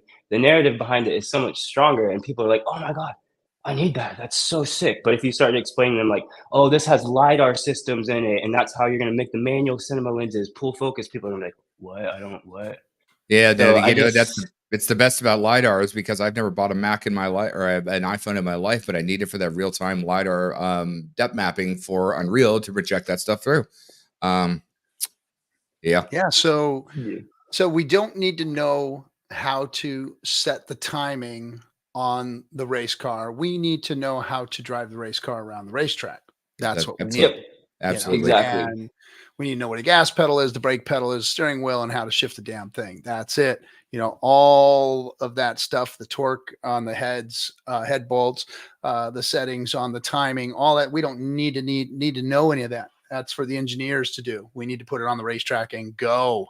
And that's the narrative that he's been. And I know that we are in a bubble here. We're in a crypto bubble where those of us who are here, you know, some people are new. Some people are just coming to learn how to drive these cars.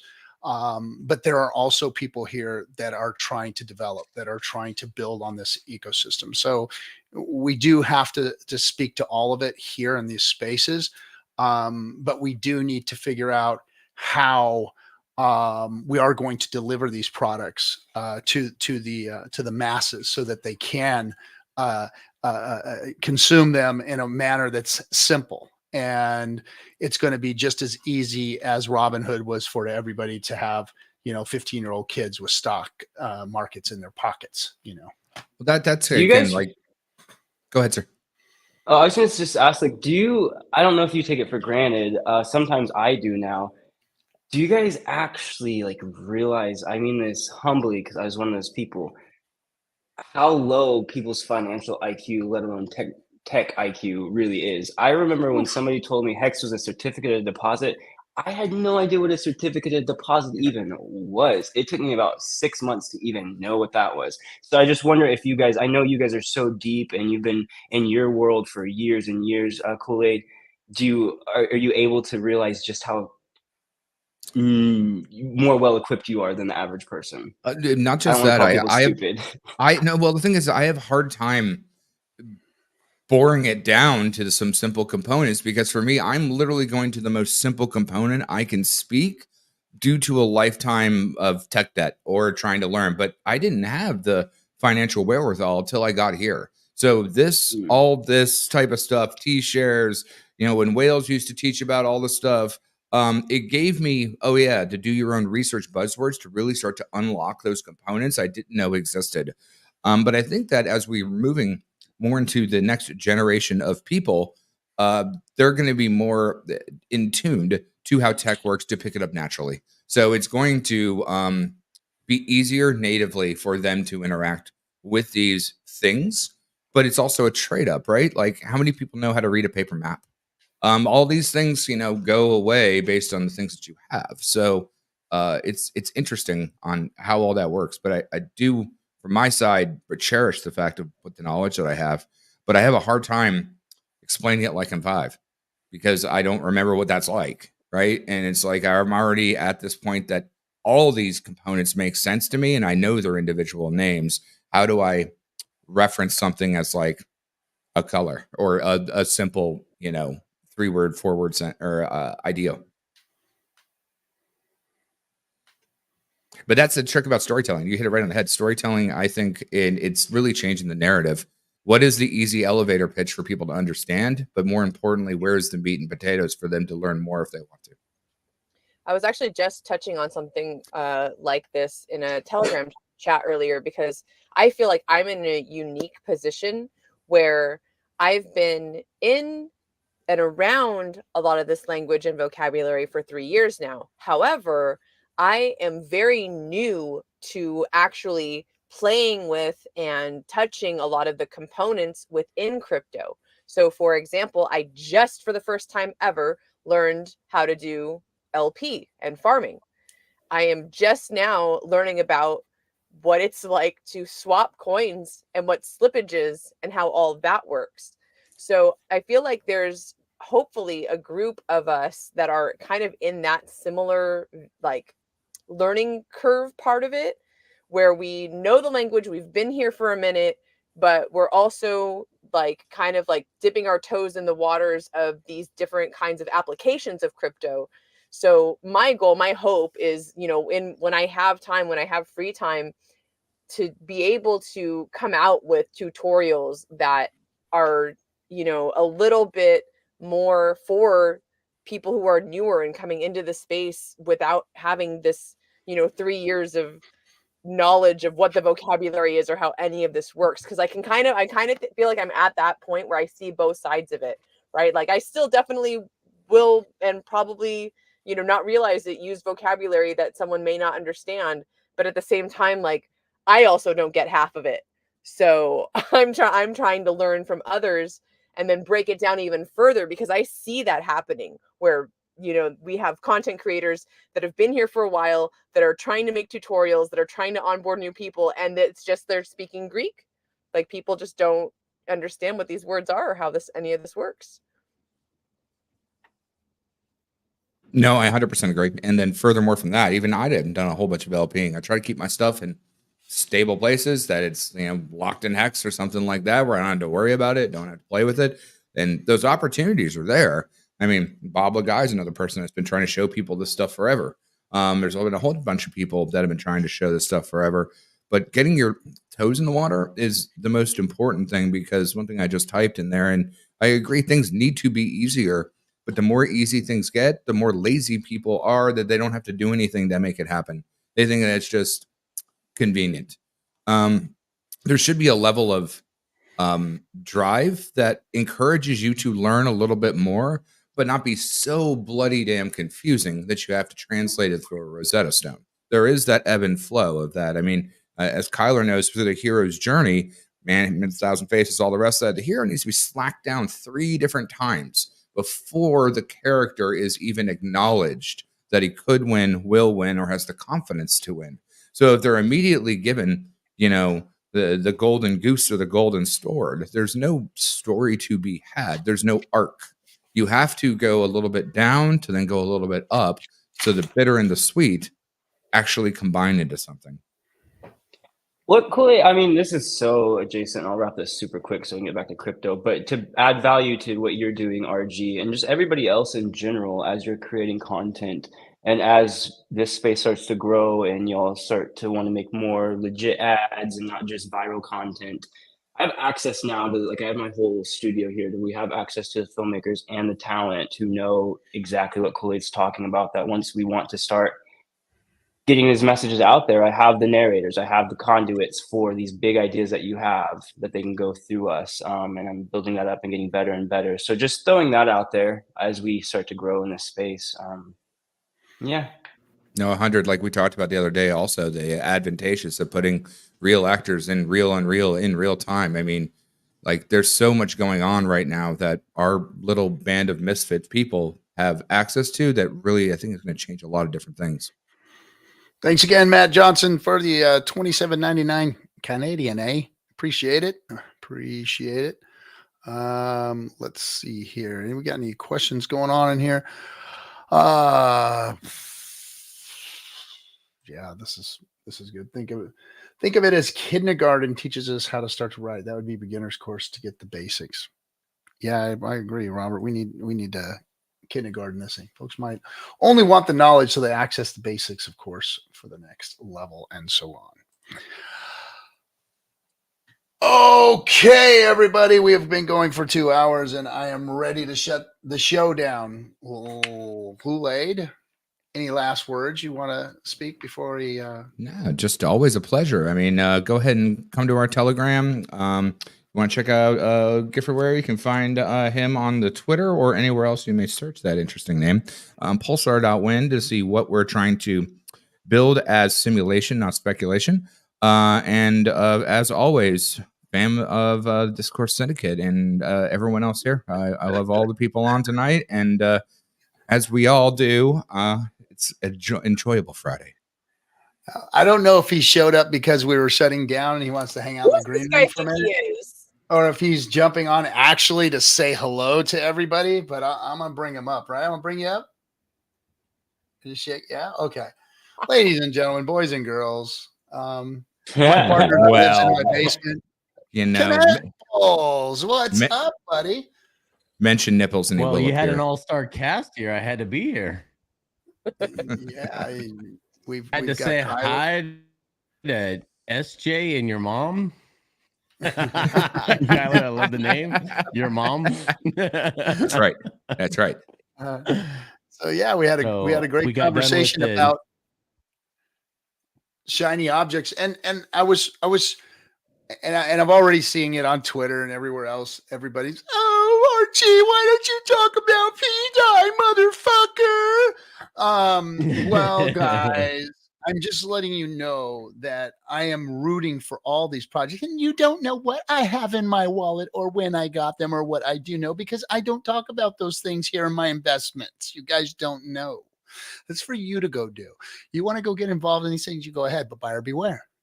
Now, projects that are being built on that have real product fit, that are cool, that are conceptualizing things that the world has never seen before, like this GIF thing and the Pulsar thing that they're doing. This is stuff that the world hasn't seen. P-Dye, the Atropos system, all of those are things the world has never seen. So what do I tell everybody? Buyer beware. Be careful. There are glitches in systems. Software is hard. Things go wrong. People lie. People do stupid shit.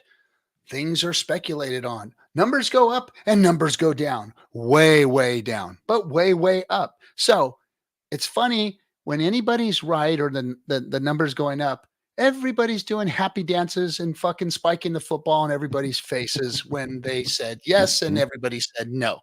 And then everybody's quiet when everything goes sour and their thing did a no and the guys who didn't say anything said yes, and they start spiking the football in their faces. Everybody needs to stop doing that. You need to go out and do your own thing, support and watch everybody and what they're doing, watch how cool and what kind of product market fit projects have, and support those things, or steer very clear of them. And always remember that your bags are the most important. Your life situation is the most important. Your risk tolerance is the most important. And if you're doing these things and you're spending the rent money, you're doing it wrong. So be very, very careful. And that's what the title of this is about, is don't go chasing waterfalls, guys. Stick to your rivers and your streams that you used to. Concern troll on aisle 3. Concern troll on aisle 3. Please report to the front. Concern troll, aisle 3. And yes, there's lots of money to be made. The great theologians TLC, if I believe. The theologians. Yeah, that's right. Confucius say no chasing waterfalls because salt and pepper and the rivers and the bay are good as you used to. Oh man. All right, everybody. Thank you for coming. Don't forget that we are going to be next week at the end of the week, right? We are going to be in Utah and you can get your tickets on PulseChainTour.com. Like Larry said, you guys can go check out their Telegram. What is your Telegram group, Larry?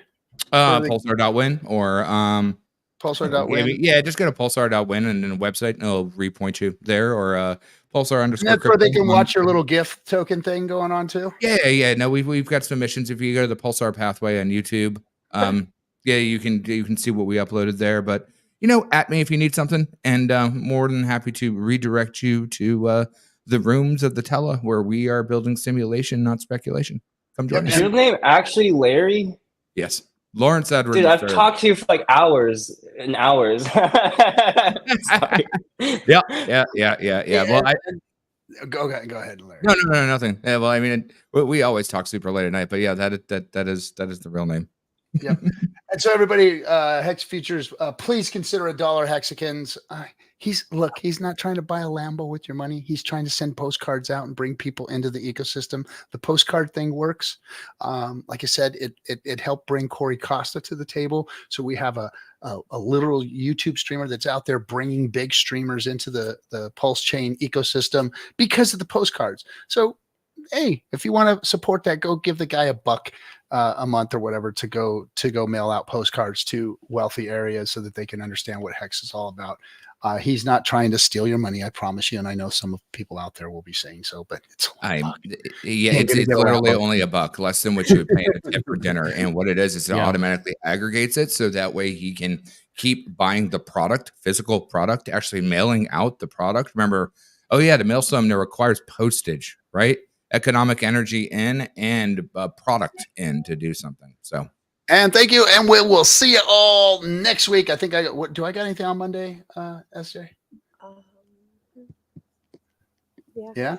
Oh, I'm not even know what. I don't know what I mean.